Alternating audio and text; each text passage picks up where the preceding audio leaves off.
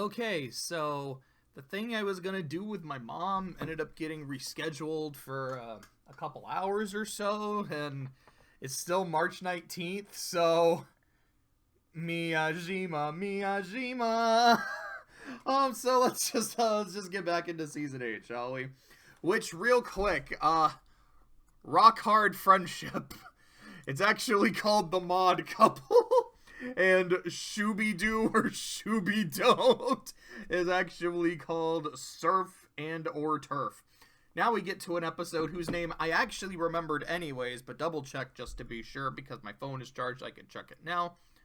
Horseplay. So in this episode... Oh, I didn't like that.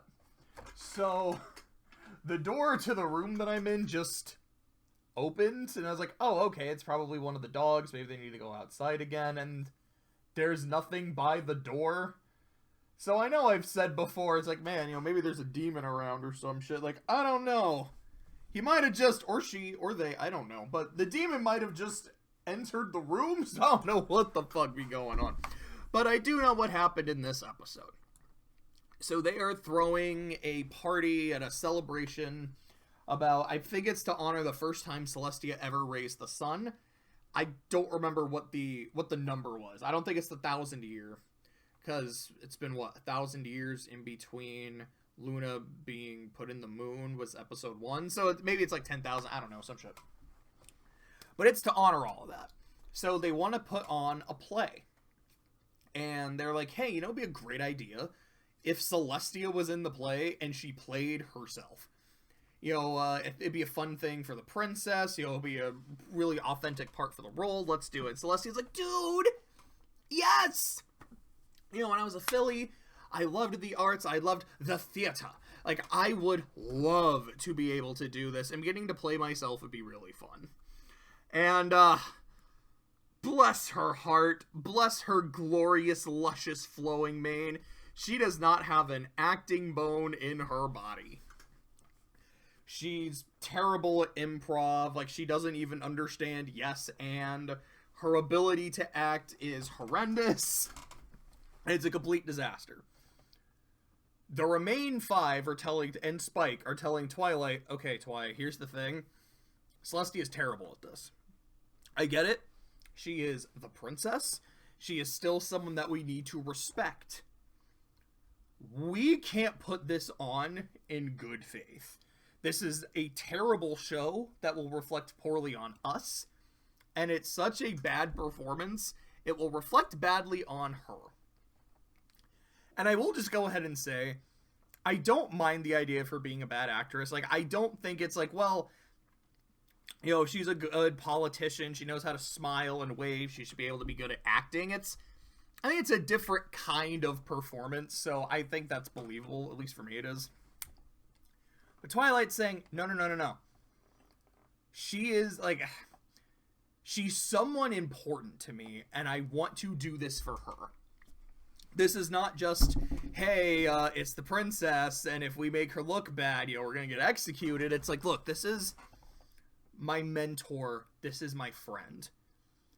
I want to do right by her.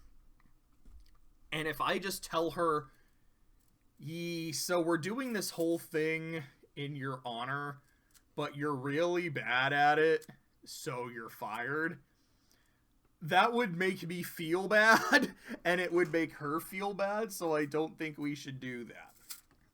So they try to work around Celestia's terrible acting.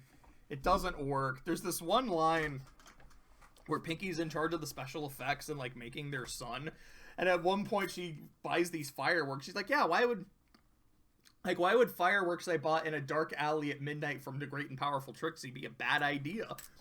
And then the fireworks all explode, and there's this giant firework with Trixie's cutie mark on it. It's really funny.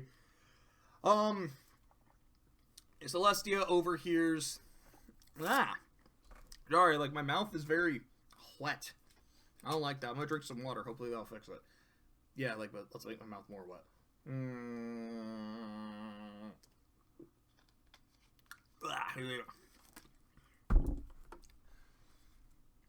So Celestia I did not like that smacking sound. So Celestia overhears Twilight and the Remain 5 talking about how bad she is. She's like, well, if I'm so shitty, then I guess I'll go fuck myself.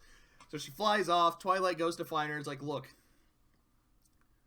I am genuinely doing this because I wanted to make you happy. I am sorry that I lied to you. Yes, honesty is important.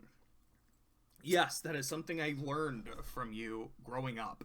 I learned honesty. I learned to respect people's feelings. I blah, blah, blah, blah, blah.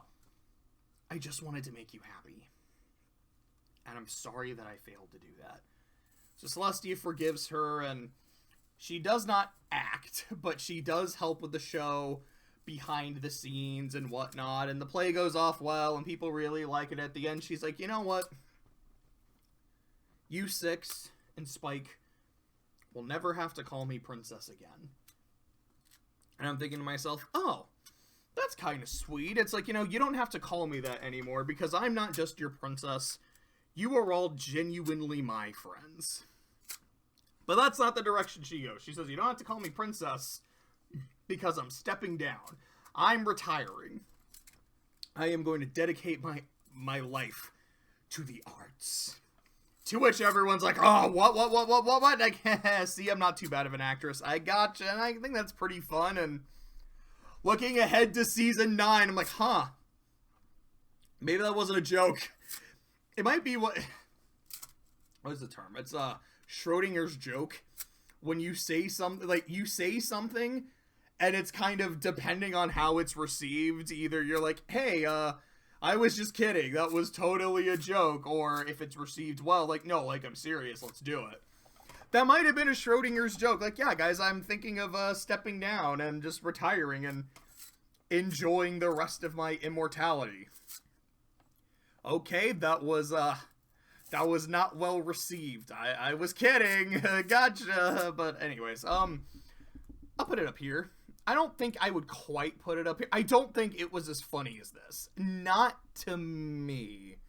And while I really, really like that scene between Twilight and Celestia, I still don't think I would quite put it up here. I think this is the parent map. Let's make sure that's correct. And oh, yes, that is correct. Don't know where I was going with that. Anyways, Glim Glam and Sunburst have a friendship problem to solve where they have to go home to Sire's Hollow. Glim Glam is interacting with her very smothering dad. Sunburst has to deal with his overbearing, I've got my hooves in your life, mom. They're trying to find what the friendship problem is. Realize that it's their two parents are fighting because one is trying to renovate the town and make it more modern. The other wants to preserve the town. They get it fixed about halfway through the episode. Their asses don't glow and are like, oh, I guess there's another friendship problem to find. With the friendship problem they have to solve is their problems with their parents. Starlight has to get to a point where her dad understands that essentially it's both of their parents have to realize we need to step back. I'm too overbearing. I'm too smothering. But the child also has to realize my life is better with you in it. And again, well, not again, but I feel like it is important to note these are not abusive parents. There are thankfully I don't have that kind of relationship with my parents where I would be happy to not have them in my life. I don't need to see them every day. I don't need to talk to them every day, although, I'm now living at home, so I do. I love having them in my life. I know there are people who are not so blessed to have those kinds of relationships. And I don't think the episode is like, if your parents are actually fucking awful, make amends. To be fair, his friendship is magic. It would probably want you to make amends. But context is everything. But in this context of dad's maybe a bit too, I don't know, is coddling the right word? Maybe a little bit. And then mom is definitely overbearing. Like, make peace with them. Their lives will be better. Your lives will be better. Let's do it. Also, we get to see Starlight's old room, which is like, oh, okay, this was her phase when she would listen to nothing but the Black Parade, and that's pretty funny. I feel like it's an episode that's decently funny. I remember the first time I watched this episode, I absolutely loved it. I didn't enjoy it quite as much this time through. And it's not like I was like, wow, this episode is bad. It just went from, an episode I thought was incredibly I think a big part of it was I didn't find it as relatable. Because when I first watched it, I'm like, look, I get it. Like, I love my parents, but, I have my issues with my dad. I have my issues with my mom and blah, blah, blah, blah, blah. And I feel like watching it this time, I'm like, I feel like I've moved past that. I don't think I have those issues anymore. And that's why it just didn't hit me as personally this time. I do think it's a sweet episode. I do think it's a pretty fun episode. I mean, it's a Starlight episode. I really wish I had more to say about it, but I kind of don't. I think I would leave it here in B. Non-compete clause. Oh, God. This is an episode with Applejack and Rainbow Dash competing with each other over who should be employee of the month. It's like teacher of the month or whatever. It's in the employee of the month, which not only makes me think of a SpongeBob episode, which is not the first time I have said that during a tier list, but it just, what bothers me is it reminds me of significantly superior episodes. Yes, it makes me think of Employee of the Month, which is a great iconic episode of SpongeBob. It also reminds me of Fall Weather Friends, episode 13 of season 1. And it's not that I have this incredibly anal knowledge about every episode of every season of the show. I just know season 1 really well. I feel like the first 3 seasons, I'm like, okay, that's the first 65 episodes. And I've seen them multiple times, like several times each. Shout out Jelinski. I pretty much know what number all those episodes are. Once we start getting into season 4, I'm like, okay, definitely not as much. But anyways, point. This is just Fall Weather Friends in an Employee of the Month setting. They're competing with each other to see who's better to the detriment of their students. They're trying to teach about harmony and honesty and loyalty and togetherness and cooperation while just making asses of themselves the entire time. And I don't find it funny. And I love Fall Weather Friends. I don't know if it's going to be on my top 26, but it's an episode I absolutely love and adore. And then you have, I almost called it Scooby-Doo, Castlemania, because it's a fucking Scooby-Doo episode. And the Applejack Rainbow Dash plot of the episode is the two of them, fighting and arguing and competing with each other. Like, this is great, this is really fun, this is really funny. Here it's just not as much. And I think, like I said, part of it is I've seen this specific idea in another episode of another show, and it's so much funnier over there. Maybe it's because I'm like, you guys are... I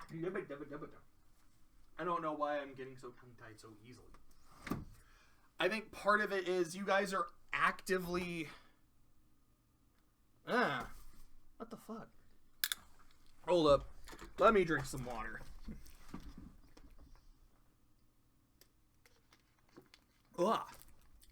Yeah, thank you. I needed that. You guys are actively infringing upon your students' learning and their experience. And that's a problem. You guys are also putting your students in danger. That's a fucking problem. This feels like shit you would do in season 1. Probably because you two did this back in season 1. And it was way more entertaining. It was way funnier. I feel like the two of you, while you might not have quite grown out of your competitive nature with each other, especially, they end up as a couple. And I know I've said this several times, like, I don't know at what point in the show they are a couple. I can kind of see it here, where Applejack's like, all right, I got you, but you gotta do me a favor as your girlfriend. You gotta do this for me, and I got you. Like, I can kind of, I mean, I can see it as friends, too. There's definitely a moment in Season 9. It's the Quibble Pants episode where Rainbow Dash is like, I wish I could do this shit with my Ponyville Buckball team. But, it's like, I promised Applejack I would do this shit for her, and I'm like, this sounds like someone said, like, hey, I would love to do this, but I promised my girlfriend I gotta do her, so I was like, that's pretty fun. So I get the two of them being competitive. But it feels like it's such a regression, like how it's written feels like a regression of their characters, and I just didn't find it funny. This is an F tier episode to me. I'm gonna be dead ass. I just did not, to the point where there is no Snoop Dogg tier, because I finished every episode this season. I was close to not finishing it. Also, at about the point where I stopped Newbie Dash about halfway through, where I just said to myself, I'm like, this episode isn't fun. This episode isn't funny. Do I think it's going to get better? I really don't. There's 10 more minutes, and I could probably spend that 10 minutes doing something better, like watching the next 10 minutes of the next episode. I'll finish it, but I don't. You know what?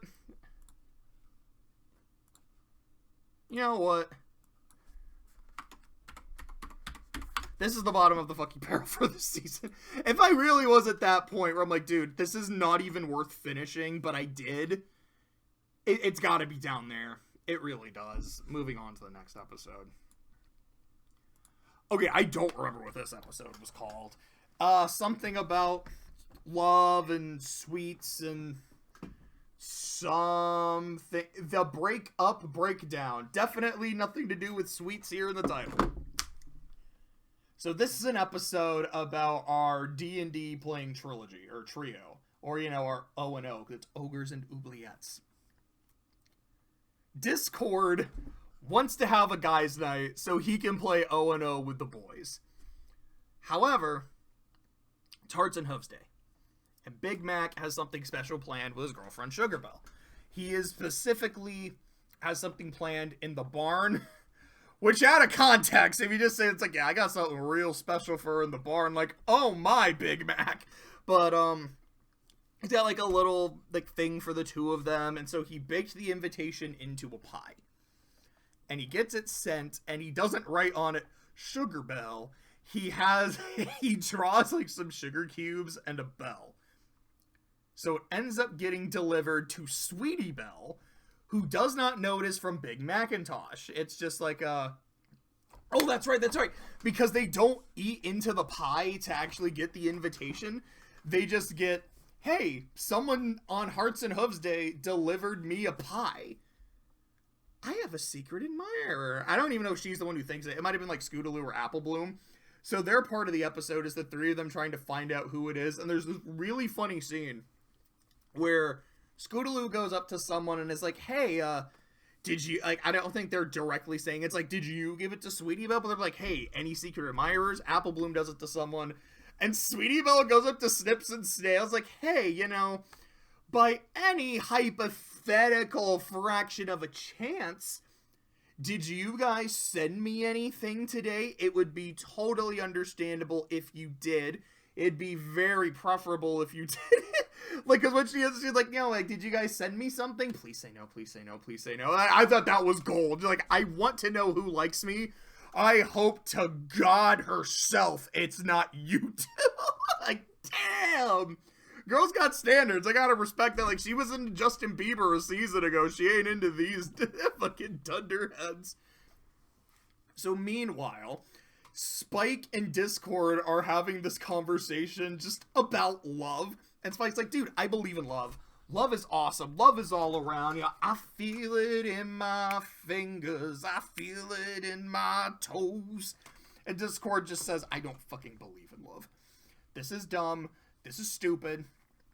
This is just like an over-commercialized holiday. Love is a commercialized concept bullshit. So they make a bet, which honestly isn't super important. They don't really do much with it, but essentially a bet, like, Discord, I bet I can make you believe in love by the end of this episode. Alright, I'll take your bet. Big Mac and Tosh overhears a conversation between...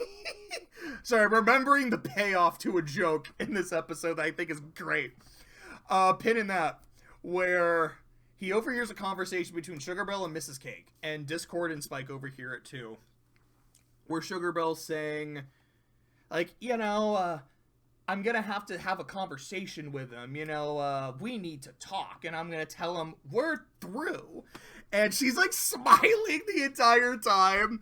And Big Macintosh looks so fucking heartbroken here. Because he's like, you're gonna break up with me. And then Discord is on the one hand like, I'm sorry for my boy. But on the other hand, like, Spike, you were saying true love, bro. And Spike's now really sad because he's gonna have to mow Discord's lawn for eternity with fucking tweezers. But he's also double sad because his boy is sad. So then it cuts to them at Sweet Apple Acres, and Spike's like, okay, Big Mac, maybe she didn't mean you. Maybe she meant this. Maybe she meant this. Okay, maybe there is a cousin who works for her, like, twice, maybe thrice a week, and, you know, the days that he works there are days that you haven't gone to see her, so that's how you don't know that, he exists. And she's gonna tell him that, like, she's moving to Ponyville or some shit. And, like, she's gonna work for Mrs. Cake. And she has to tell him, we're through, because she has to leave him. And Big Mac just gives him this look, like, if you're gonna try to, like, I appreciate you trying to make me feel better, but try to make your story make sense, man. It's like, yeah, dude, I don't even believe that. So I had to skip ahead and pull the pen out. That's exactly what fucking happens. And Sugar Belle just tells that story, and Big Mac's like, huh. You know, Spike, I can't wait to tell Spike. Like, he's gonna laugh his ass off when I tell him the truth. And I'm gonna be honest, that's kind of one of my favorite tropes. Is when, like, someone tells a story that is super far-fetched, like someone tells a lie, and then the lie ends up coming true, and they're like, huh, that was, what the fuck? I just think that's a really fun thing that can happen. So all this is going on, Discord's like, dude, can we just play O&O, man? Like, I've been wanting to play Ogres and Oubliettes all fucking day. Big Mac is sad, you know, it'll make him feel better if we have a guys night, which leads to this scene where he's like, yeah, you know what guys like to do? We like to lean on things. Like, yeah, that's how a guy is cool, when you just lean on shit. You know what you gotta do, Big Mac? Before she breaks your heart, break hers. Break the fuck up with this girl. And that way, you are the one who won the relationship. So, I don't remember if, so, there's another scene where they're playing Ogres and Oubliettes, and Discord's like, hey, so, I don't remember the name of Big Mac's character. The only one I remember is Discord's Captain Was. I'm like, I don't know, that's so silly, I love it. But he's like, okay, Big Mac, here's what I'm gonna do for your character. I'm gonna make an NPC for you to go on a date on, and her name is Skelenor, and she's this fucking Skellebones. And he teleports the two of them away. Spike is looking, he's like, dude, they're not having a date. Big Mac is just showing her a picture of Sugar Belle and fucking crying. What the fuck? So Discord looks, sees Big Mac crying next to this literal cardboard cutout of a skeleton who looks really concerned over what's happening. Pin in that. So, Big Mac breaks up with Sugar Belle, who's devastated and heartbroken, and Sweetie Belle is really sad because she couldn't find her secret admirer, and they end up eating, she ends up splitting the pie with the Crusaders, and like, oh shit, this is meant for Sugar Belle. Oh, that explains it. You know, it's kind of sad that I don't have a secret admirer, but I don't know, I mean, at least it wasn't Snips and Snails. So they end up finding out the truth about Sugar Belle. Actually, I think before that happens, Big Mac is just like, I have to talk to her, you know, I gotta be on it. Or I think that's it. I think they end up talking to the Crusaders. Big Mac goes to tell her how he feels. Her wagon fucking breaks. She's like, this is just the worst day. Like, I was gonna tell my boyfriend that I was moving into town and I get to see him more, and then he breaks up with me and he's being really weird and leaning on things, and he doesn't tell me anything, and now my wagon's broken. I have to go all the way back home. Like, you poor woman. I'm so sorry. Big Mac shows up, apologizes, they get back together, everything's Gucci, and Spike's like, alright, Discord. Sorry, I don't know, like, you know, I think I still believe in love, especially seeing them get back together. What about you? And Discord's like, bro, who the fuck do you think fucked up her wagon? I did that. Because you know what? I believe in love enough. I want my friends to be happy. And if being with her makes him happy, I am going to put them in a position where they can get back together. But now that they're happy and everything's fine, can we play O&O now? And Spike's like, alright, dude, bet. We can play Ogre... Oh, excuse me. We can play Ogres and Oubliettes. Is Skelenor gonna be there? Spike. She's a literal, two-dimensional cardboard cutout. You can do so much better. And that's the note the episode ends on! It's so funny! I love that shit. He's like, Spike, bro, I know you're lonely. I know you're desperate. You've gotta have standards, man. Like, I am enforcing standards. It's so good. You know what? Oh, shit. I was just trying to put it here. Maybe it is up. I don't know. I don't think I like it quite as much as this one. But I think it's on the same tier. This is a really, really fun episode. Then we get Molt Down. Let's see. Let's absolutely double... Yeah, that's the right title. Oh, gosh. I can't wait to talk about this episode. Oh, man. It introduces one of the most characters of the show. Molt Down. I might kind of speed run through this one. No, I don't want to do this episode injustice by skipping through it so I could get to Cozy Glow, but at the same time, I don't have a whole lot to say. Spike is undergoing puberty. You know, he's getting acne.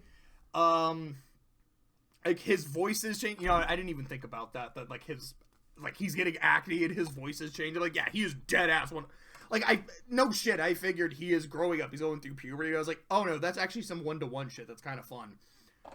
He's going through puberty. His body is changing. He ends up growing wings, so now he can fly, and that's just neat as fuck. It's very awkward for him because he doesn't know how normal this is, and other people have to tell him it's completely normal, and even though things are changing, you're still you, and we love you. And then there's a giant rock, like the bird, not a rock. It's like fucking Rock Hawk. It's one of my favorite things from Thousand Year Door is Rock Hawk. Sorry, there's this song. I don't remember what the band is called. I think it's called like Rock Fist. Like, throw up your rock fist if you're feeling it when I drop this. That's the sound when the rock hits. And I think the first time I heard it, it was like an AMV, but I don't know. Is it like a AMV is anime music video? Is it a VGMV, like a video game music video? It's something like that for it is for Thousand Year Door, and it was related to Rock Hawk, and I was like, that's amazing. Anyways, point. Rocks eat baby dragons, so he's running from a rock, and he has to save Rarity and Zecora from one, and like it's fine. It's good. I don't really have much else to say about it. I will say this. It's nice to have a Spike episode where Spike is portrayed completely sympathetically. Shout out Season 6. As critical as I've been of Season 6, Season 6 had banger Spike episodes, which is usually not something I say.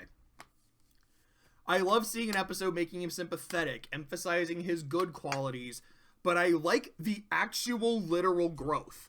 He is not a baby dragon anymore. He's not, I guess he's a teenage dragon. I mean, he didn't get the growth spurt that, he's not like the size of Garble or any of Garble's friends. But we are seeing not just like emotional maturation of Spike, we're seeing it physically too. And I think that's nice. It's just a nice way of showing how time is passing. I remember talking about that Sweetie Belle Rarity episode in season 7. I'm like, yeah, the Cutie Mark Crusaders are business owners, even though they're also still in elementary school. How the fuck does time pass in this show? It's nice to have it pass in this way. This is definitely a least to B tier episode. Would I quite put it in A? Like, this episode has problems, but it's so fucking funny. I can't put it lower than an A. This one I think is very likable, very funny. I think this is a good episode. Yeah, I would say it's B. It's like, it's good. I respect it a lot for the growth of Spike and showing that. I think this is a fair placement for it. Marks for effort. Oh boy, I feel like I have a lot to say about this episode. It's been a few days since I watched it, and I remember I was talking to Clay afterwards. I was like, dude, I have to tell you about this episode. It's so entertaining. So first off, the Crusaders want to go to Twilight's school. I was like, dude, this school looks fun as fuck. We don't want to go to, I mean, we love Miss Cheerilee, but we don't want to go to school. That shit's boring. I want to, I don't know, like, play with animals with Fluttershy. I want to get shot out of a cannon with Pinky. Twilight, can we go to your school? Please? No. But why? Because you girls are friends. You understand how friendship works. You don't need this school. You need real school. Learn some lessons. The 3 R's. Reading, writing, arithmetic. Go do that. No, fine. So what the Crusaders decide to do is, hey,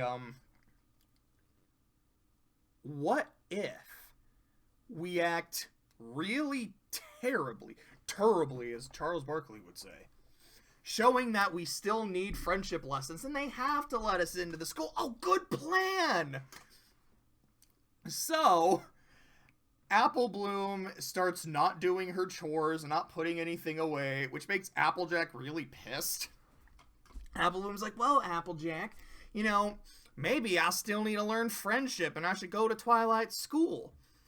Now, what Applejack says is something along the lines of, okay, sis, I see what you're doing.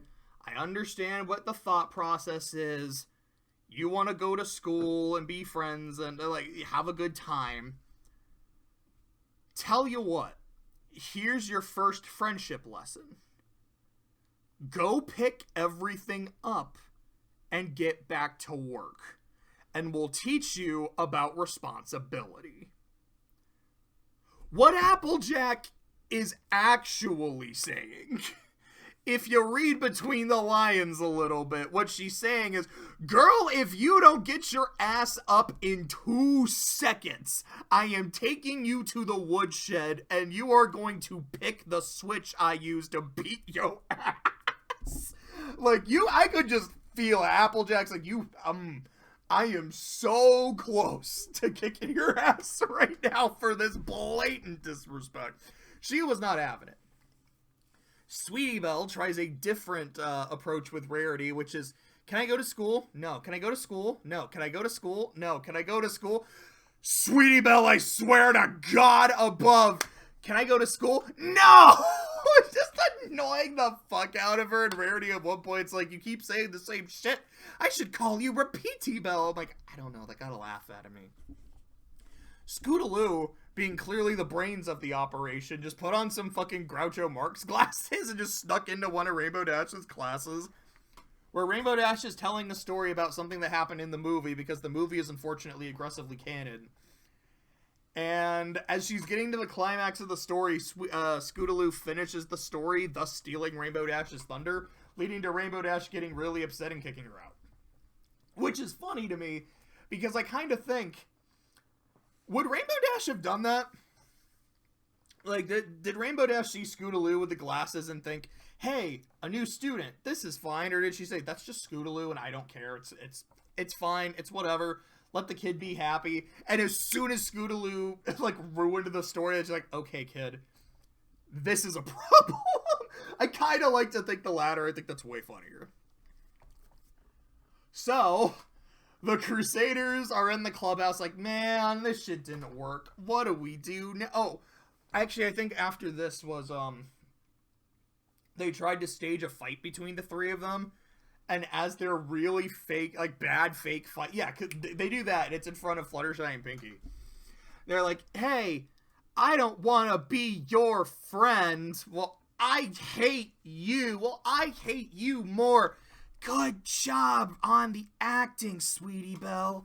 Yeah, Scootaloo, you throwing your scooter in the ground like that was really smart. And then afterwards, they all hug. They're like, oh, we're so good at pretending to hate each other. Fuck. Damn it, we messed up the plan. We like each other too much. With, you know, the shooby-doo, shooby-don't argument notwithstanding. I don't know, like, maybe in that episode they could have convinced Toy that they need friendship lessons. Anyways, point. They go to the clubhouse like, what the fuck do we do next? And then they hear crying outside. I think it's Scootaloo's like, crying! We haven't tried that yet! And, like, that got another laugh out of me. But no, there's a Pegasus filly outside who's crying. Her name is Cozy Glow. This is not the last time I'm gonna get to talk about Cozy Glow this season. No, Sariba! There's a face she makes in this episode that had me rolling. Like, I posted it, like right after I saw the episode. I think the caption was like, whenever I have to play Kuro 2, where it looks like you ever watch like an Airhead commercial and how like the person's head will just like turn into a balloon? It looks like she's trying to turn her own head into an Airhead's balloon, and it can't happen, and she's really pissed off that she's not an Airhead and is trying harder. It's gold. I love her expressions, and boy does she have some great ones in front of me. It's like, I love this character so much. She is not my favorite antagonist in the show. We've got Glim Glam, we have Discord, but she is on par with those pieces of shit. But she is not revealed to be a main antagonist at this point, although there is definitely foreshadowing. I mean, her cutie mark is a fucking chess piece. Like, it's not just that, like, oh, it's a chess piece, it's a rook. Even just the way the rook is designed, like, it's red, there's, just like I mean, it's a rook, of course it's a castle, and it's like a very pointy castle. Like, I don't know, like, there's something almost, like, intimidating in the way that chess piece is designed, like, because she's very manipulative and calculating. Like, oh, that's so fun. Cozy Glow is just Darla Dimple. She's, oh golly, I'm so cute, and I'm just adorable. Look at my curly hair, and yeah, like, I just want to make everyone miserable and submit to me. So she's like, oh, Crusaders, you know, I'm having such a hard, gosh darn difficult time with my friendship classes. I'm so bad at this. Maybe y'all can help me. And I mean, it's Cozy Glow. I know she's being super manipulative, but I'll be honest, I don't know if this is if I can get to the Crusaders, I can get to their sisters, and if I get to the sisters, I can get to Twilight. Because I feel like that's probably what it is. But there's this other part of me that's like, maybe she just wants someone to do her homework for her. I could believe that too. And the Crusaders help her with her homework. And there's even a part where they're like, yeah, like, we'll help you. Why? What's in it for you? Nothing. We're just nice people. And it's a nice moment of foreshadowing. Just, Cozy Glow does not understand friendship. She does not understand helping someone just to help someone. There has to be an ulterior motive. There has to be tit for tat, you know, quid pro quo.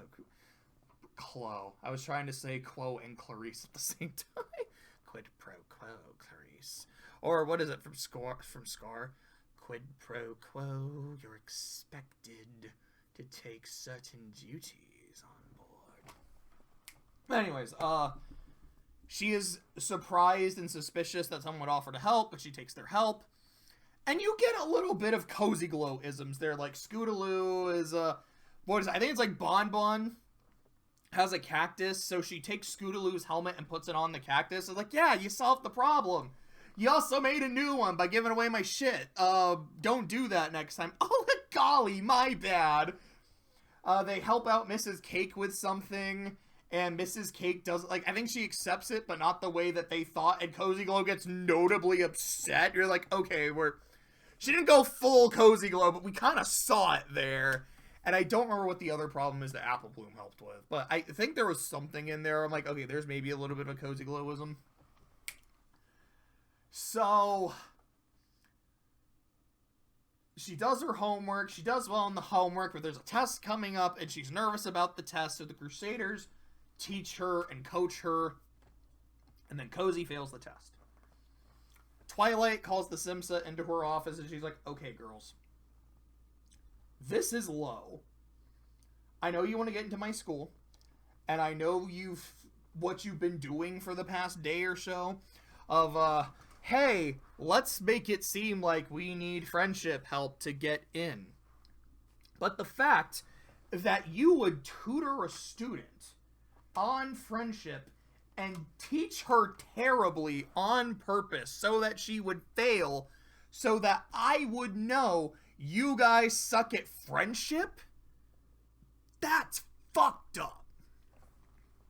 And the Crusaders, who were nothing but genuine in their efforts with Cozy Glow, are really confused. So Twilight reads some of the answers. I don't remember what they all were. I think one of them is like, who's the element of honesty? Your mom. And like, I gotta laugh out of that. That one was great. So Twilight basically just kind of tells the three of them, fuck off and never come to my school again, which makes them all upset. And then Cozy Glow goes to see Starlight. She's like, oh yeah, there's also a scene earlier in the episode when Starlight's like, hey, you need me to be a counselor? I'm the guidance counselor of this school, right? Yeah, but I don't really need you for this right now, Starlight. Okay, I guess I'll go rearrange my office again. Which, quick tangent, there is something I need to talk about here. After the school is first denied by the school board and Twilight's all upset, her friends do multiple things to try to cheer her up, and she's like, guys, it's not gonna work. I just need to reflect, I just need to be alone. She goes back to the school, Starlight's waiting there, and she's like, hey, I knew you'd come here, you want to talk? No, Starlight, I don't really want to talk, I don't want anyone to cheer you up, I don't want anyone to cheer me up. Oh, I'm not here to cheer you up, Twilight, I'm here to tell you what you did wrong. Here's, like, systematically how you thoroughly fucked up. Wow, this doesn't make me feel any better, Starlight. Wasn't supposed to, like, it wasn't supposed to make you feel better, but it was supposed to let you know how to do things better. I'm the guidance counselor. You are not immune to my guidance. So, like, I love that. I just think that's super neat. Anyways, back here. Cozy Glow goes to see Starlight as the guidance counselor. Like, oh golly, I think I goofed. Can I talk to you, Miss Glimmer? And Starlight's like, oh my god, a customer? Which leads to one of my favorite expressions in the entire show of Starlight, with, like, sitting behind her desk, I think with, like, the hooves on the table, levitating a cup of cocoa, and this face, which I can only describe as Starlight saying, we here at Surus Business take our business very seriously. Like, that's just what that face looks to me. Like, it is, I am trying to be super serial in this moment, and it's perfect. Like, I know, there are some great expressions, you know, I talked about Cozy Glow trying to turn herself into an airhead. You have, I am making a dress, darling! There's a really good one by Chrysalis, and I think it's in beginning of the end, where she just has, like, a psychotic lapse. That Starlight there's also that's a gold face, too, but there is something about that Surus business face from Starlight that makes it one of my favorites in the whole show. So Cozy Glow tells Starlight, okay, my friends wanted to get into the school, but they're too good at friendship. So I thought if I told everybody that they were my tutors, and then I failed miserably, Twilight would think, oh, they don't know as much about friendship. Maybe I need to let them in. But unfortunately, my plan didn't work. And they got, can't even say expelled because they weren't even in the class. Like, they got banned. Sorry, my brain was like, okay, it's not double secret probation, but I was just thinking of double secret probation for Animal House. It was one of my fucking favorite. Double secret probation. Anyways, point. Starlight hears this. She's like, damn.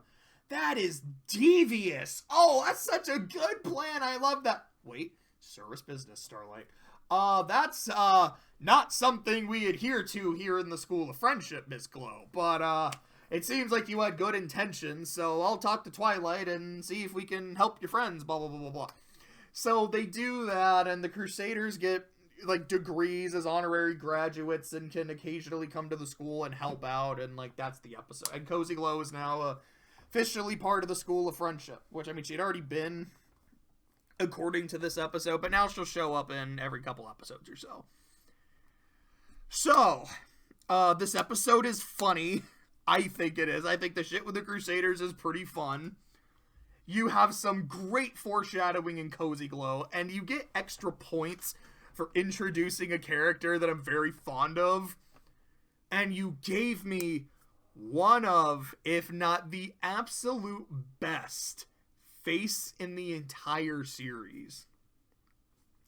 This is an easy S tier episode. Do I want to put it up here?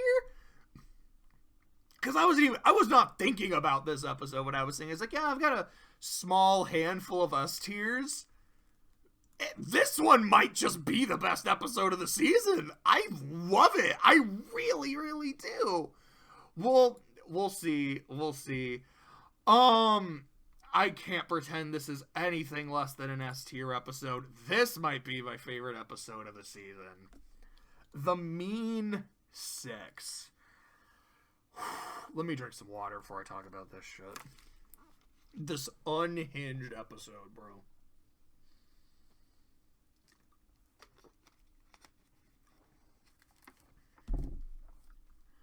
The main six and one Glamachus are going to a friendship retreat planned by Miss Twilighticus Sparklekiss. I'm not going to do that for the rest of this episode. I don't know why I did it for Twilight. I think I've done that with Starlight before. Anyways, point. And a photographer takes their pictures and strands of their hair, and it turns out it's Chrysalis in disguise.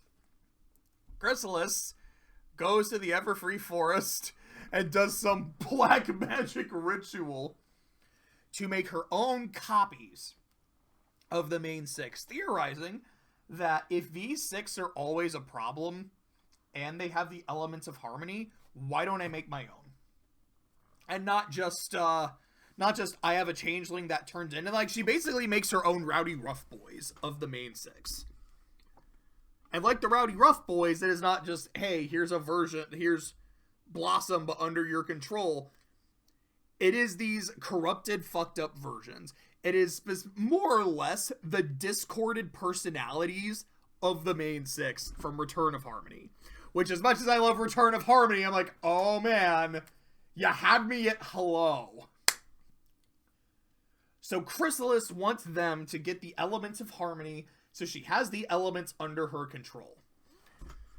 Mean Twilight specifically wants to betray Chrysalis. Like, look, I'm smarter than her, I'm more qualified than her, I can actually use the elements.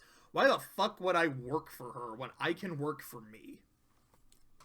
So she's got this plan. The Ramin 5? Yeah, we got the Mean 6, the Ramin 5. I kind of like that.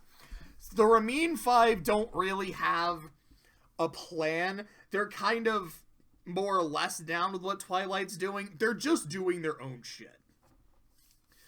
So as the main 6 and Glimclam are walking through the Everfree Forest to get to their campsite by the Tree of Harmony, they keep, like, separating themselves from the group and run into their mean versions. I mean, that alone, just that premise alone is fucking hilarious. But like, you get this scene of Fluttershy wandering off on her own.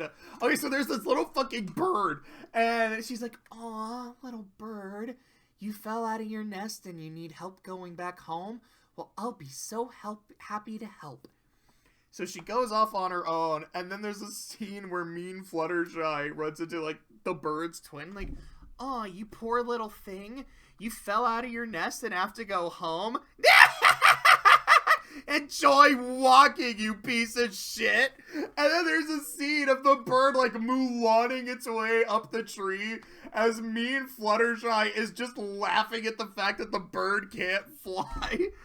She's like, "Yeah, like, your ass." She tells all the other animals, like, how ass they are. And it's like, when the winter comes in, I hope you all freeze to death. And then she walks off. 2 seconds later, Fluttershy enters the clearing. Like, "Oh, I'm so lost, animals. Can you help me?" And they all are just, like, screaming at her. She's like, "Did you see these horrible things?" Starts crying. There's another scene where she sees a mean Rainbow Dash fly by. Like, "Hi, Rainbow Dash. I'm lost. Can you help me?" "Damn, that's crazy." Flies off without helping. And Fluttershy's so confused. So Applejack, Starlight has never camped before, and she's like, "I don't want to do this. This sounds like ass." And Applejack's like, "Dude, I packed everything so you can have the best possible experience." So, of course, they run into Greedy Rarity. He's like, "Mine, mine, mine." Just taking all their shit. No, it's Applejack and Rainbow Dash run into Greedy Rarity. Real Rarity and Starlight, who is carrying a chunk of Applejack's shit, run into the Liar Jack, who's just like, "What the fuck? You guys look stupid." Which makes Starlight really upset. And then they have to deal with Liar Jack just, like, coming up with stories on the fly, and it's really funny. Discord, so, like, Grumpy Pie is telling Sparks about how, like, no one wants to go on your retreat. This sounds like ass, which Twilight's really upset that no one told her that no one wanted to go. And,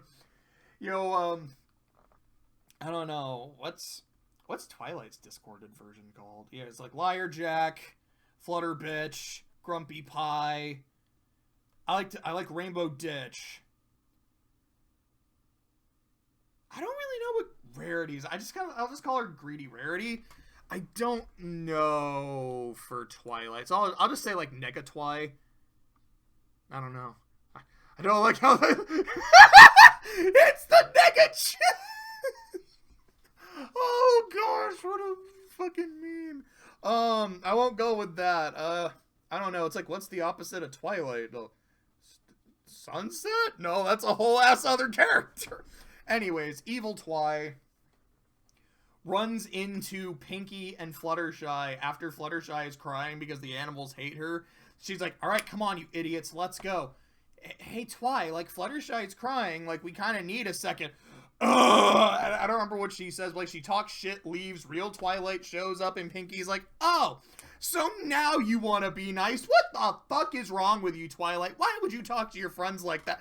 "I don't know, Pinky. Why would you say all this shit to me about how, like, no one wants to go on my retreat and my friends all hate me? Fuck you." "Well, fuck you too." I'm like, man, this is really similar to what happened in the movie. Except in the movie, I absolutely fucking hated it.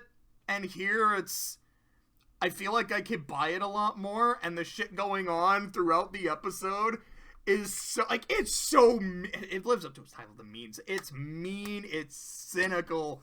I think it's so fucking funny. So, the Mean Six all team up under, like, they all get gathered. Chrysalis threatens to fucking kill them all if they don't listen. Evil Twy brings them to the Tree of Harmony. Says that she's going to betray Chrysalis. Chrysalis hears it. So they get into like a little beam struggle. And when the Ramin 5 all touch the Tree of Harmony, the elements of harmony turn black, which I think is really cool. And then the tree just fucking kills them. Like, their skin melts and they all turn into logs and turn into wood. And as we all know, you know, if you need the wood to win the game. So Chrysalis grabs the Twilight log and leaves, and then the Main Six and Starlight arrive at the campsite, which has been totally trashed. They're like, what? This is like the worst day any of us have had in a long fucking time. But you know what? As terrible as today was, y'all are still my friends. I still love you guys. And if we can survive a day like this, we will be friends forever.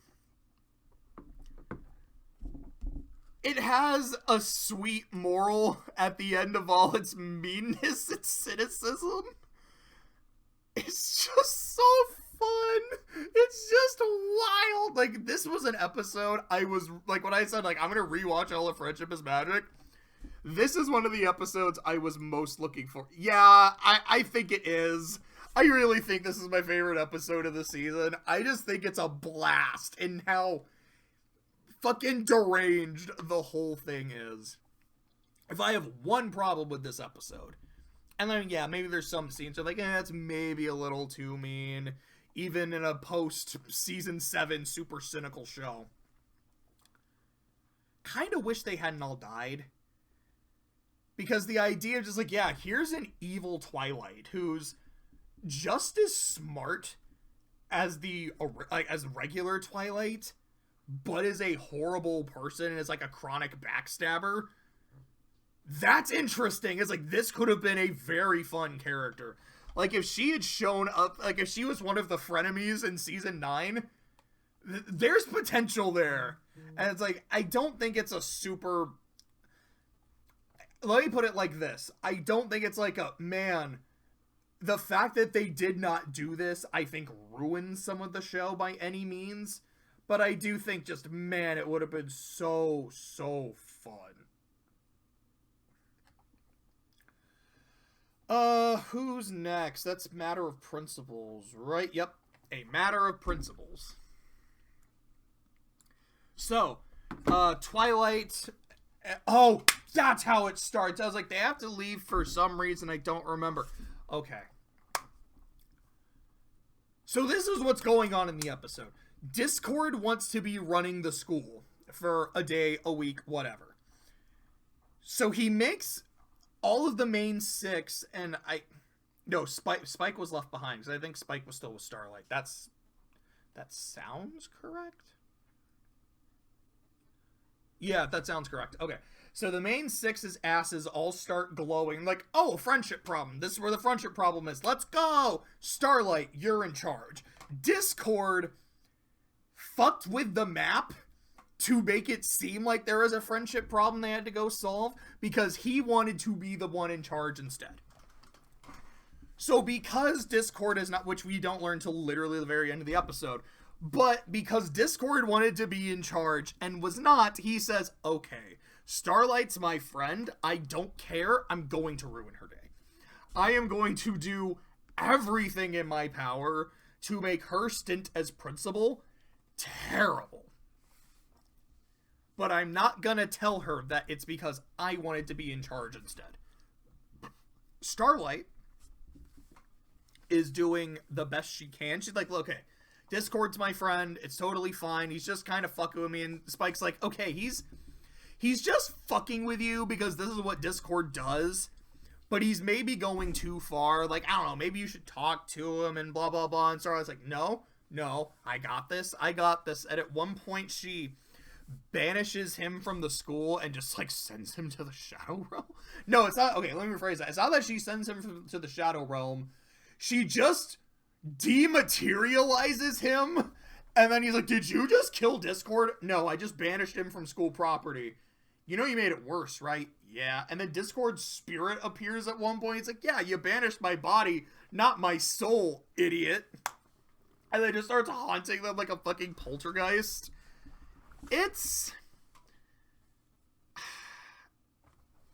I'm gonna sound like a hypocrite. Talking about how, like, Season 7 is really mean, but has no bad episodes. This episode is literally called The Mean Six, and is one of the most mean episodes in the show. This one I don't... like. I think it's fun. It's Discord fucking with Starlight Glimmer. And Starlight getting slowly more and more frustrated until she blows him up like she got all 5 pieces of Exodia. This is a fun episode. But, I don't know. It's not an episode where I'm like, dude, it's so good or it's so funny like this is. I'm just like, yeah, I don't know, it's okay. I think my problem with it is it tries to paint Discord as sympathetic by the end. It's like, look, he's just sad that he wasn't picked, and, you know, Starlight, it's kind of on you to ask your friend what's wrong when your friend is, like, throwing a hissy fit and shit. Which, granted, like, if you can tell that your friend is not doing all right, you should talk to them. You should ask them what's going on. Like, I get it. Discord is being awful. He is putting the students at risk. And maybe there's, it's Discord. There's always a non-zero chance. It's like, look, this was all just a joke. No one was ever in any danger. But we've also seen, especially when you get to Season 9, Discord can set up situations where people are not in any danger, and it becomes dangerous anyways. I think the idea is entertaining enough, and I love Discord and Starlight enough to keep it in B. But I don't think this is an episode where I'm like, dude, I really like it. And I wish I did. Although I do think the ending of the main 6 coming back, like, Discord, you fucked with the map. And even Fluttershy is mad at him. Like, it's funny. It's funny enough. But I think I'd probably keep it in B. I think it's Hearth Swarming Club. The Hearth Swarming Club. Okay.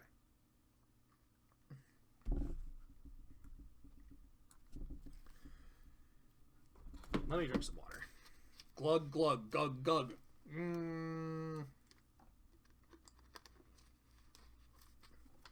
Gluggity, guggity, woggity, whack. How many episodes do I have left? That was 14? So, 12? That sounds about right.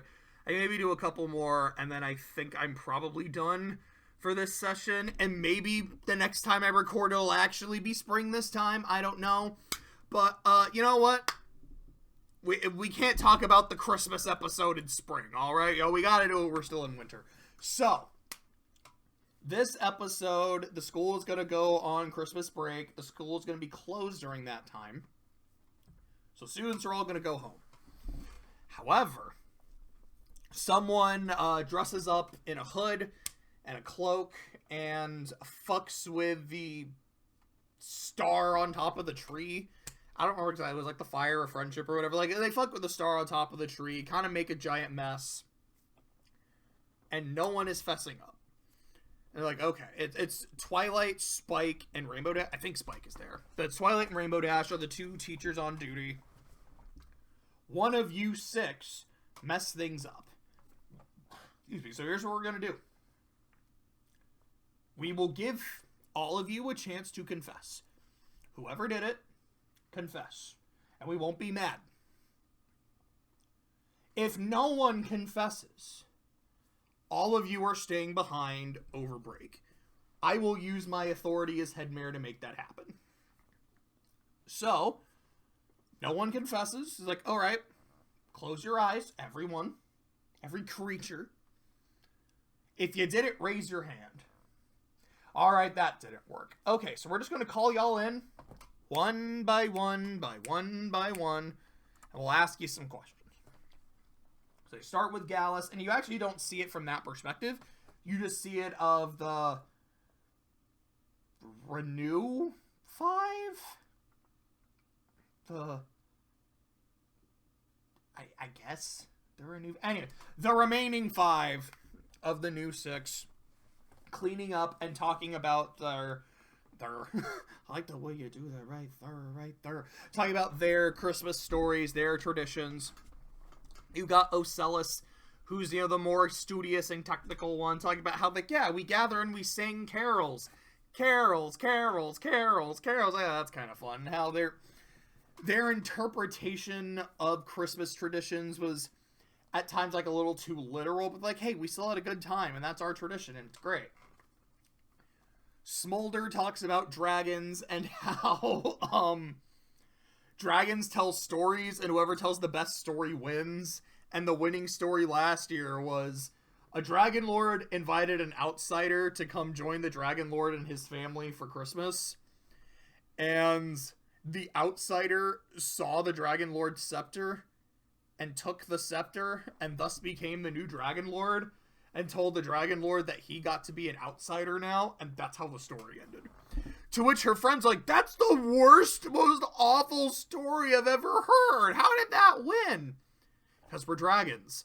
That dragon lord that invited her in and didn't pay attention to his staff, he was too weak. And we love stories when weak and kind-hearted creatures get their comeuppance.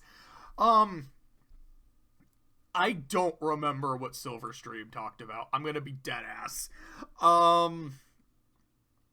Okay, I'm actually trying to remember, because she talks about how there's it's a 3-day celebration for Christmas. I think it's one day we're on land, one day we're at sea, and the other we're at both. I don't know. It's some shit like that. Yona talks about, I don't remember what the holiday was, but it's a yak holiday. Let me guess. You destroy shit. Yes! But also, it about family. And as on the last year, they braided my hair for the first time, and it was wonderful. And it's about Yak's 2 favorite things, smashing and family. And Sandbar, I think this is what I was like, okay, Sandbar's really funny. So Sandbar's like, let me tell you guys the story of the time my Hearth-forming doll almost fell into the fire. So, me and my family, we set up our dolls on the mantle, and then mine fell. That's it. That was it. Yeah, it almost fell into the fire. But it didn't. It's a great story, right? And, so those 5...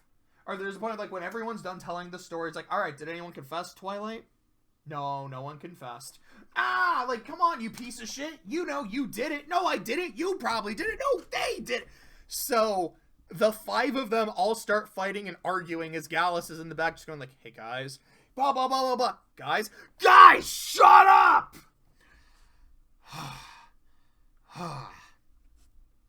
I did it, okay? It was me. It was you. Why? Because I have nothing to go back to. As Griffins, we don't have we have a holiday, which is less of, you're around your family and you have a good time, and it's just more you hate each other less and you tolerate each other just enough to not talk about how shitty the food is or how bad their gifts are. You just kind of deal with it. And I don't have anyone to celebrate with. What about Grandpa Gruff? Isn't he your grandpa? No, that's just his name. I don't have a family. I didn't want to go home for the holidays. I was hoping that if someone fucked with the Christmas decorations and no one came forward, then I don't know. I was hoping I'd get caught and then I'd have to stay over for, like, remedial lessons or some shit, and I wouldn't have to go home. And then when Headmare Twilight said that all of us would stay home if no one came forward, I really didn't want to come forward, so that way I could just stay with you, because you guys are the closest thing to family that I have. But I don't want to rob you guys of your holidays and traditions, because that all sounds wonderful, and seeing you guys fight is the last thing I want, because I just want to be with my friends and enjoy each other's company. So you guys should go. And Twilight and Rainbow Dash are like, yeah, we knew it was you. Like, we 100% figured out it was you. We just wanted to give you the chance to come through. And while you didn't do it initially, you did, and we're proud of you. Also, you fucked up. You're gonna have to take extra classes. Oh man. To which his friends are like, hey, if he's taking classes, I'm taking classes. Well, I'm taking classes. Well, I'm Spartacus. And they all decide to stay over winter break so they can hang out with their friends together and, leave no creature behind. This is a fantastic episode. I don't know what it is about Hearthswarming episodes. We've got, I think, the first one, Hearthswarming Eve, I think it's fine. I'm underplaying it. I think it's a very good episode. It's just not an all-time favorite for me. Princess clearly disagrees. I guess you want to go outside again, Doug? I think it was Hearthbreakers is the one where the pies and the apples spend the holidays together. I think that's a great episode. Hearthswarming Tale, oh my goodness. Hearthswarming Tale is, to me, an all-time classic. I think it's one of the best episodes of the show. This episode was great, and Best Gift Ever was absolutely loved it. So, I might like this one more than Mean Six. I don't know. This episode is funnier. This episode is like, this is what Friendship is Magic is all about. It's about, accepting people and being friends and just being sweet and shit. It's like, this is more true to the core of what the show is. This is way funnier to me. Mean and funny. Really fucking sweet. I don't know. Maybe I can't quite put this one up here. We'll see. We'll see. I mean, I've had multiple episodes in Double S in several seasons, so I don't know. Maybe I can do that, but I'm like, do I like this episode more than this one? With the Surus business face? I don't quite know. I think I will do this for now. We'll say that no one is quite the Double S yet. I don't know if anyone is just the contender. Friendship University. Oh boy. So this episode is, there is a friendship school in Las Pegasus called Friendship University, which is opening with EEA, which is the school board. EEA approved. What is that? The Equestrian something of academics? I don't remember what the second E is. Is it like evaluators? Maybe. Anyways. It's approved by the school board, and Star Swirl is going to that school, and he's like, dude, Star Swirl starts just, like, writing a letter to Twilight, and he's like, dude, I'm learning that, like, friendship is dope as hell, and as much as I've learned in my life about magic and kicking ass, there's so much more for me to learn. I know I was an asshole when you guys brought me back, because I thought I was gone forever to get rid of the Pony of Shadows, and I was willing to accept that. I'm so grateful you brought me back, Twilight. I mean this from the core of my soul. Thank you, and I'm sorry. And that's great. That's lovely. Also, he's like, by the way, I'm going to the Friendship University. Isn't that dope? So, Twilight and Rarity, unfortunately not Applejack. Maybe it's a bit overplayed at that point, but they are their personal nemesis. But Twilight and Rarity go to check out this Friendship University, and what do you know? It's ran by Flim and frickin' Flam.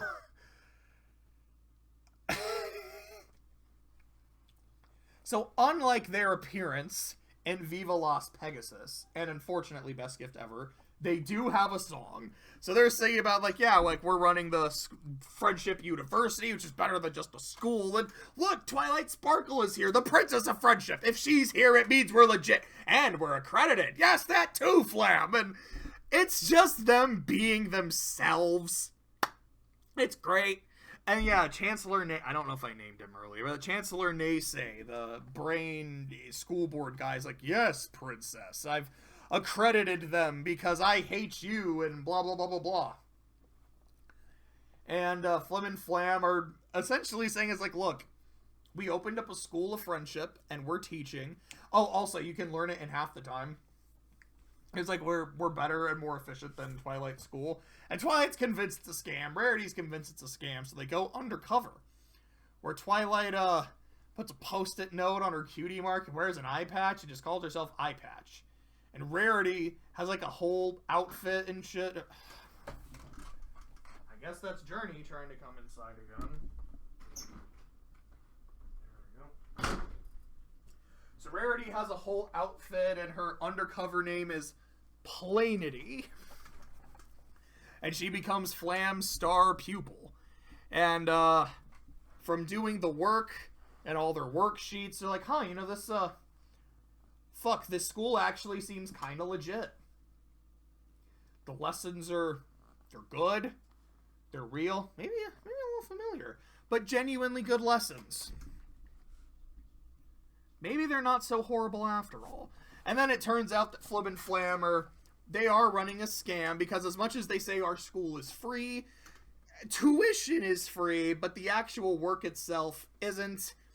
It's just feels like it's a pyramid scheme. It's like, you gotta pay as much as you can to be able to learn and blah, blah, blah, blah, blah. And they're doing that so they can expand their resort. And Star Swirl hears, he's like, cool, so you're gonna refund all of this, because they take pictures of Twilight sneaking into their office to take a look at their shit. They're like, that's really bad, Princess. She finds their secret vault of all the money that they've been hoarding in their plan. She's like, yeah, and I found out this about you, so I guess we're at an impasse, so close your fucking school and return the money. No, I don't think we will. And Star Swirl walks in, so you're gonna return the money and close your school, right? Yes, sir, Mr. Bearded, right away. So, that happens, and that's the episode. I feel like I'm kind of underplaying how fun it is. It's not an S tier, but it's a strong A. It's really fun. It's really funny. You know, is this a B tier episode? Should I put it up here? I know, I was like, it's pretty mean, but I mean, so's this, so that clearly doesn't stop me from loving it. It is Starlight in Discord. Maybe I can do that. That feels kind of accurate. I like that. I think I can live with that. What was this episode called? I don't think this is Uncommon Ground. No, that's the Quibble Pants episode in season 9. The End in Friend. Thank you, Wikipedia. The End in Friend. This is an episode about how Rarity and Rainbow Dash have nothing in common. And they're like, oh, I guess we have nothing in common after all these years, so we shouldn't be friends anymore. You're super annoying. Well, you're super annoying. I hate you. I hate you too. Nya, nya, nya, nya, nya. I didn't like this at all. I wish I had more to say about... That's kind of it. It's just them being mad at each other and being super annoying, and they have to, like, solve a little scavenger hunt, and they're like, oh, well, I don't know. I guess you're kind of cool. I guess you're kind of cool, too. Hey, I guess we're friends again, and, like, that's it. It's bad. It's fucking awful, and it's not that funny.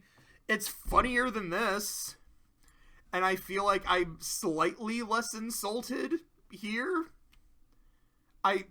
These are two really bad episodes, man. That's all I can say. That was a really quick episode. Yakkity Sax. This is an episode where Pinky is playing this instrument. What is the Yavitophone? I think is what they called it. It's like some bagpipes. I don't know if the I'm actually gonna check. Is the Yavitophone an actual real instrument, or is it just a Friendship is Magic thing? Let me check.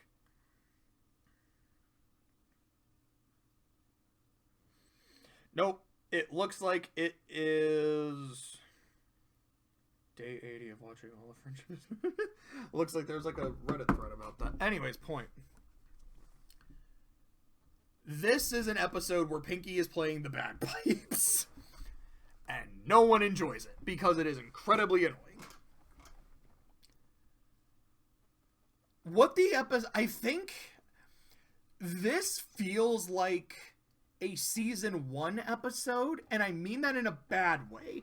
Not because season 1 is bad, because there's a lot of episodes in season 1 that I really like. And I think the first third of season 1 is very uneven. The next 2/3 are like all like instant classics. Not instant classics, because it was 14 years ago, but you know what I mean? They're all great. This feels like an early season 1 episode where the moral doesn't quite fit with what actually happened. The moral of the episode is it's okay to be bad at things you enjoy. And if your friend has a hobby that they aren't good at, like playing an instrument, but they love it and they just think it's really fun and it just brings them joy, don't discourage it. Let them be them and let them have a good time. I think that's a very good moral. The problem is, it's not just that Pinky is bad at the Yavitaphone and her friends are like, Pinky, you're bad at... Okay, that's what they tell her. They're like, you're bad at this and you should stop. And she goes, oh, okay, and turns into Pinkamena. They're like, oh, that's, I guess she liked it a lot more than I thought she did, because damn, like, this hit her really hard. Okay. Which, to be fair, I mean, if there's something that you love and that it's like your favorite hobby and people are telling you, you're really fucking awful, stop, get a life. Yeah, that could be really fucking devastating. It's like, I can get that. I can get that. And then they spend the rest of the episode trying to cheer her up, take her to Yakkistan to... No, she moves to Yakkistan to hear real good players play the Yavitaphone, and there's a scene of Maud moving her stuff. And Maud's a bit more Maudie than usual when talking to the Remain 5. I'm like, I think this is on purpose.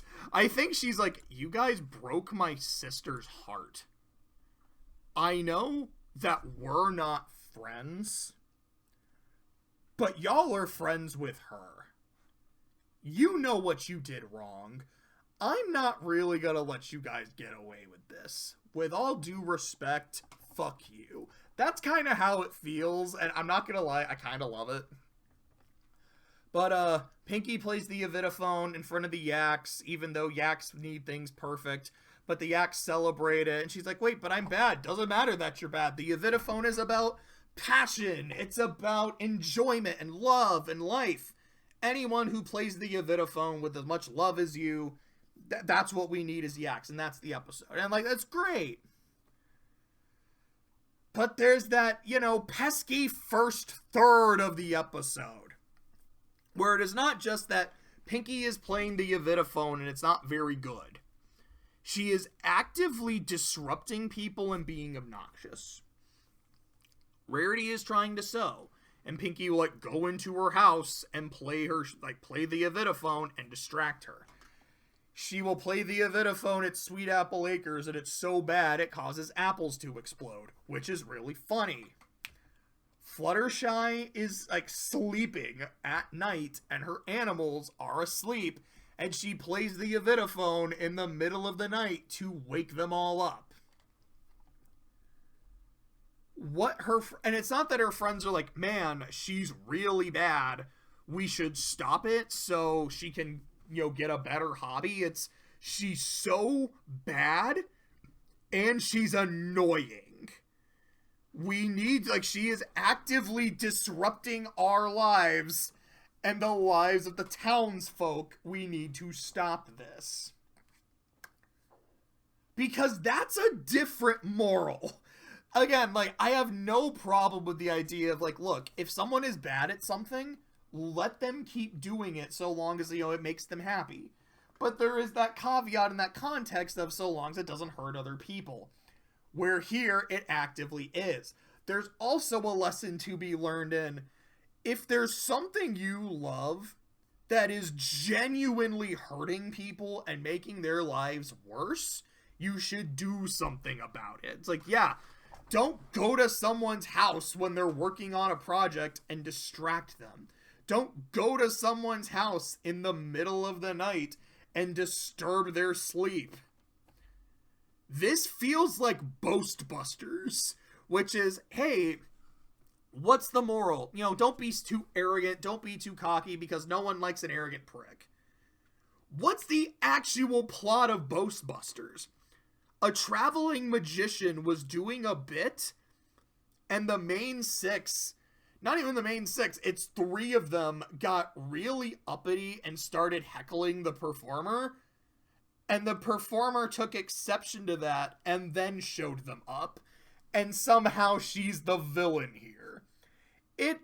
This is what I mean. Like, this feels like a season 1 episode. And while Ghostbusters, at least it gets to introduce Trixie, who is a ton of fun, this doesn't. Like, we got to meet the Yavitaphone Masters, or like, okay, were they as memorable or iconic as Trixie? No. Is the episode particularly funny? I mean, again, like, the exploding apples is pretty funny. And I think there's probably... I thought Maud in here was pretty funny. But it doesn't leave a good taste in my mouth. It's not that bad. I don't think it's this bad either. I'm like, no, this... It feels... I'd like to think we've gotten past this kind of bad episode. But I guess we haven't yet. So what do we got? 1, that's 19. So 1, because I know this is 20. 1, 2, 3, 4, 5, 6, 7, 8, including a 2-parter. I think that's not a bad place to stop. So I'm going to stop for now and end this the same way I ended the last part, which is, hey, maybe the next time I record this and finish this, it'll actually be spring.